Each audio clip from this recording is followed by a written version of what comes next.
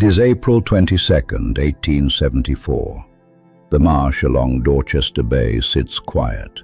Grey skies, cold, salt air. Two men are walking along the shore when they spot something on the ground, something small, something wrong. They move closer.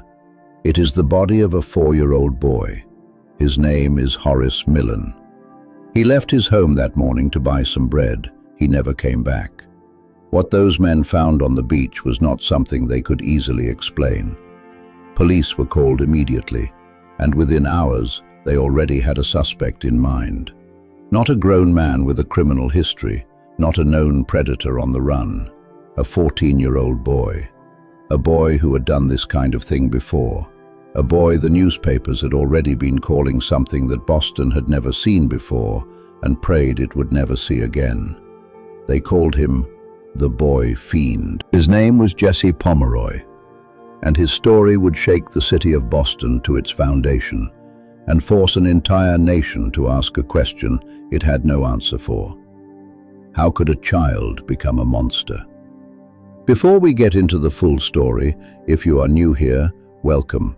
This channel covers real, documented true crime cases told with respect for the victims and their families.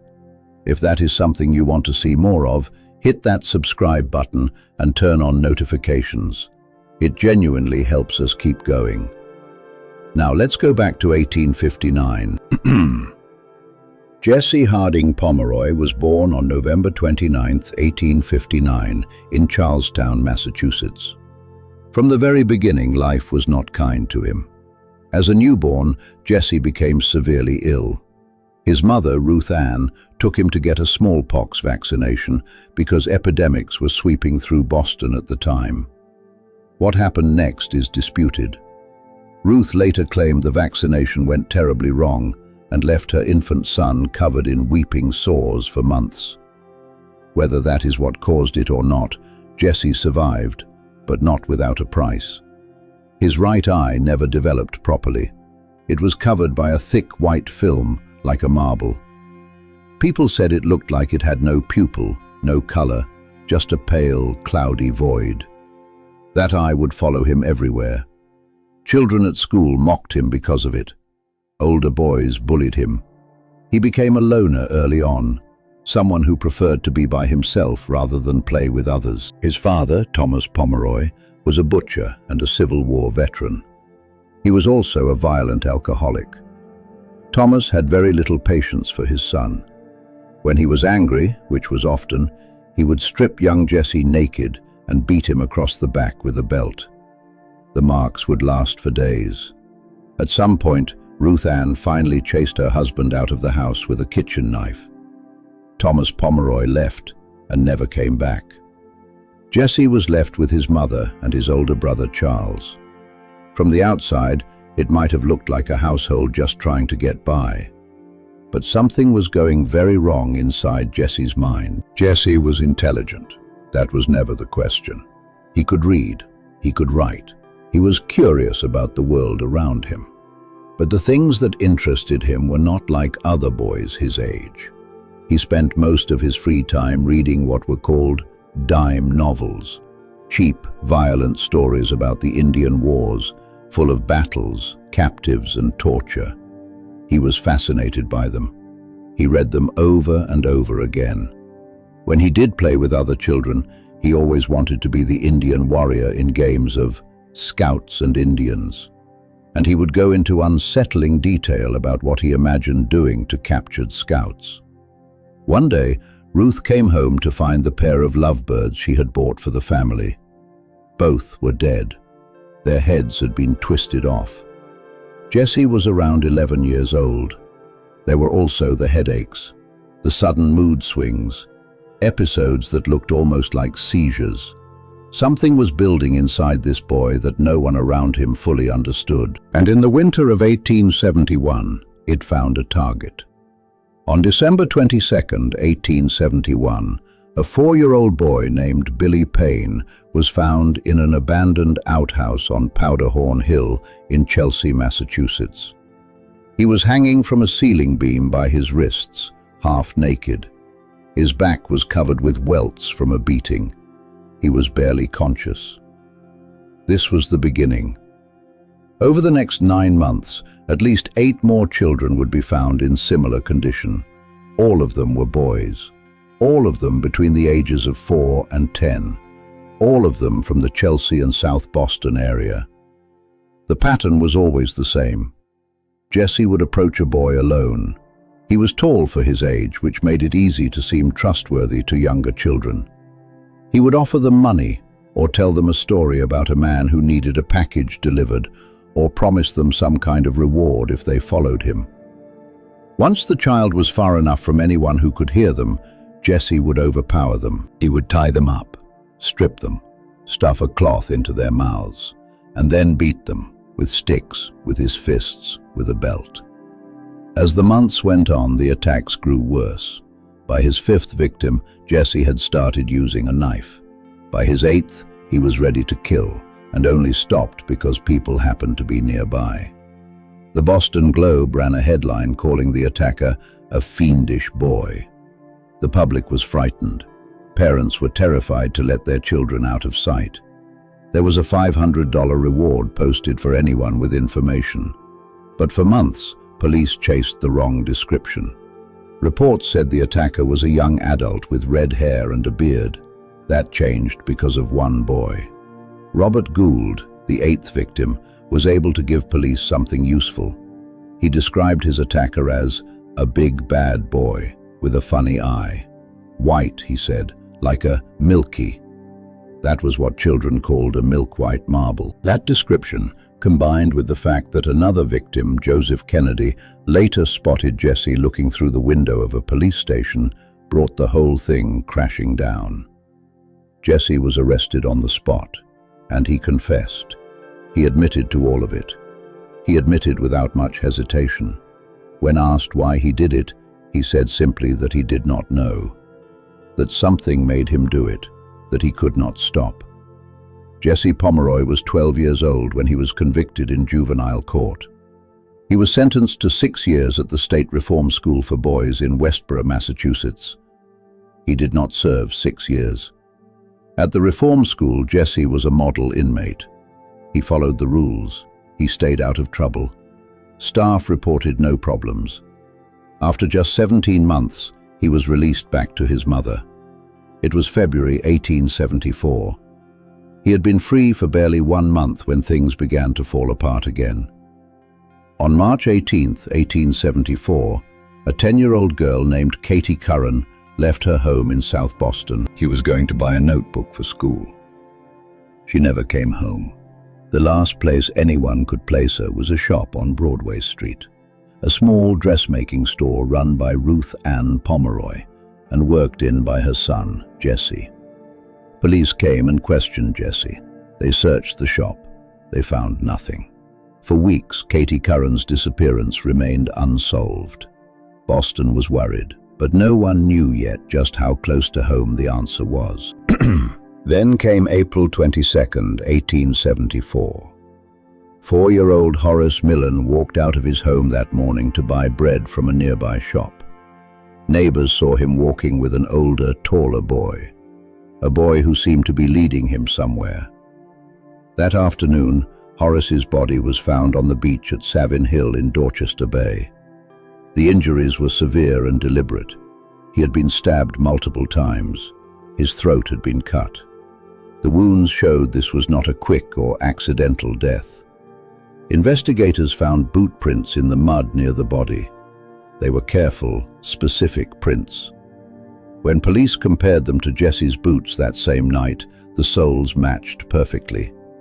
Even the unusual color of the mud at the crime scene matched traces found in the soles of Jesse's boots.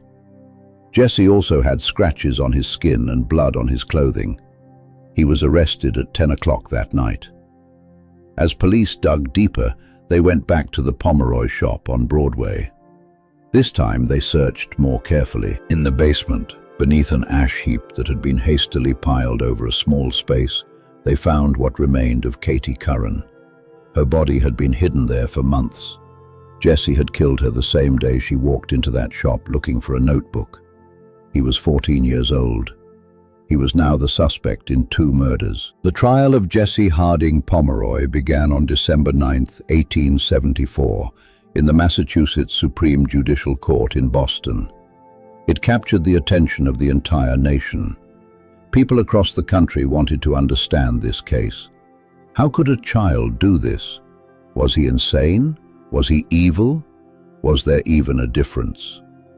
Jesse's defense team argued something called moral insanity, a 19th century legal concept suggesting that Jesse suffered from a condition that gave him an uncontrollable impulse to hurt and kill. His lawyers used his own words against the prosecution. Jesse had repeatedly said he did not know why he did what he did, that something inside him forced him to act. They argued that was proof of a mental disease. The prosecution pushed back hard. They argued that Jesse had planned, lured, concealed, and acted with clear purpose. That was premeditation. That was first-degree murder. Experts were brought in from across the country. Each had a different theory. Some pointed to his abusive home life. Some blamed the violent novels he had consumed. Some said he was simply born with something missing, something that most human beings are born with, and he was not. No one could agree, but the jury could. On December 10, 1874, Jesse Pomeroy was found guilty of murder in the first degree. He was 14 years old. He became the youngest person in the history of Massachusetts to be convicted of first-degree murder, a record that has never been broken. The jury added one note to their verdict. They recommended mercy because of his age. Jesse was sentenced to death by hanging. But carrying out that sentence required the governor of Massachusetts, William Gaston, to sign the death warrant. Governor Gaston refused, not because he thought Jesse was innocent, but because the idea of hanging a 14-year-old boy was something he could not bring himself to do, even with everything Jesse had done. The case became a political and moral crisis. The Governor's Council, a 9-member body, had the power to commute the sentence to life in prison. They voted twice. Both times they upheld the death sentence. Both times, Governor Gaston still refused to sign. It went on like this for nearly 2 years. Then, in August 1876, the council voted a third time, anonymously this time. The result was different. Jesse Pomeroy's sentence was commuted to life in prison, in solitary confinement. On September 7, 1876, Jesse was transferred to the Charlestown State Prison. He was 16 years and 9 months old. He would not leave prison for over 50 years. Jesse Pomeroy was placed in solitary confinement, alone in a cell for the vast majority of every day. He was expected to sit quietly and disappear. He did not. Jesse taught himself multiple foreign languages. A visiting psychiatrist noted that he had learned to read German with impressive accuracy. He claimed to have also taught himself Hebrew. He wrote poetry. He argued with prison officials about his right to have it published. He studied law books for decades. He spent years writing legal challenges to his conviction and formal petitions for a pardon. He also tried to escape. A psychiatric report from 1914 noted that Jesse had made between 10 and 12 serious escape attempts. Handmade tools were consistently found hidden in his cell or on his body. Guards found rope, steel pens, a hand-drilled hole in his cell wall, and a drill he had made himself. At some point during one escape attempt, trying to break through the side of his cell by redirecting a gas pipe, Jesse lost the sight in his other eye. He had begun his life with one damaged eye. Now he had none. The 1914 report described Jesse as showing the greatest ingenuity and a persistence which is unprecedented in the history of the prison. Even locked alone in a cell, he never stopped trying to get out. Jesse spent decades writing requests for a pardon. They were denied again and again. In 1917, more than 40 years after his sentencing, his conditions were quietly improved. He was given the same privileges as other life prisoners. He could walk in common areas. He could join group activities. He reportedly appeared in a minstrel show at the prison. For a man who had been alone in a cell for most of his adult life, it must have been a strange adjustment. He continued asking for a pardon until late in his life. He never received one. By 1929, Jesse Pomeroy was elderly and in poor health. He was transferred to Bridgewater Hospital for the Criminally Insane, a Massachusetts institution for prisoners who could no longer be held in standard prison conditions. On September 29, 1932, Jesse Harding Pomeroy died at Bridgewater. He was 72 years old. He had spent 56 years incarcerated. He outlived many of his victims' families. He outlived the era he was born into. He lived through 2 world wars while locked in a cell. He died, having never fully explained to anyone's satisfaction why he did what he did. Jesse Pomeroy's case left a mark on American history that goes beyond the crimes themselves. He is widely considered to be America's first documented juvenile serial killer. By today's FBI definition, someone who kills 2 or more victims in separate events, Pomeroy qualifies fully. His case forced law enforcement, courts, and the public to reckon with something deeply uncomfortable. The idea that a child could plan, carry out, and repeat acts of extreme violence with full awareness of what they were doing. Before Pomeroy, the legal system was not prepared for this. There were almost no frameworks for understanding a child who hurt other children at this level. After Pomeroy, the conversation about juvenile criminal responsibility in America began to change. His trial raised questions that courts and lawmakers are still trying to answer today. At what age should a child be held fully accountable for a violent crime? Can a child be rehabilitated from this kind of behavior? What do we do when the answer is unclear? The victims, Horace Millen, Katie Curran, and the many other children who survived his attacks but carried those memories forever, deserve to be the lasting part of this story. Horace's family was so poor that they could not afford a coffin. The community of South Boston donated money to help bury him. That detail says something about the kind of community that was trying to make sense of what had happened. Experts have debated Jesse Pomeroy for over 150 years. Was he born this way? Did his father's abuse create him? Did the violent stories he consumed as a child shape his behavior? Was it the eye, the physical difference that made him an outsider from the time he could walk? Dawn Keatley, an English professor at Lehigh University who wrote a book about Pomeroy, raised a different angle in recent years. She points out that the story of the abusive father, while real, may be overstated as an explanation. She argues that Pomeroy's case forces us to look beyond the familiar narratives we use to explain violence, and to be honest when those narratives do not fully fit. The truth is, no single explanation covers everything. Jesse Pomeroy himself said he did not know why he did it. Whether that was honesty or performance, we will never know. What we do know is this: at least 2 children lost their lives. Many more carried the weight of what happened to them for the rest of their lives. And a city that once felt safe for its children was never quite the same again. Jesse Pomeroy's story is not comfortable. It does not have clean answers. It does not end with justice that feels satisfying. It ends with a very old man dying quietly in a hospital, having never been fully understood. What it does give us is a warning. Children are not invisible. The signs that something is wrong, the isolation, the cruelty to animals, the fascination with violence, the escalating behavior, these are not things to look past. The people around Jesse Pomeroy saw signs. Some of them acted. Many of them did not, or did not know how.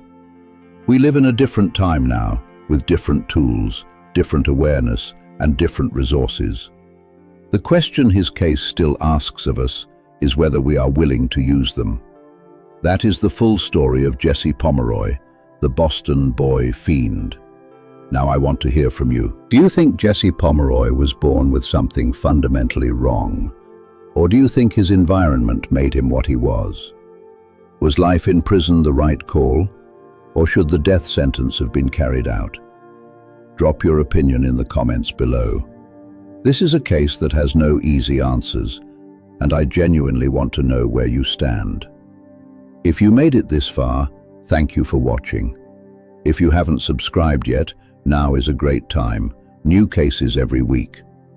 And share this video if you think someone else would find this story as haunting as it is.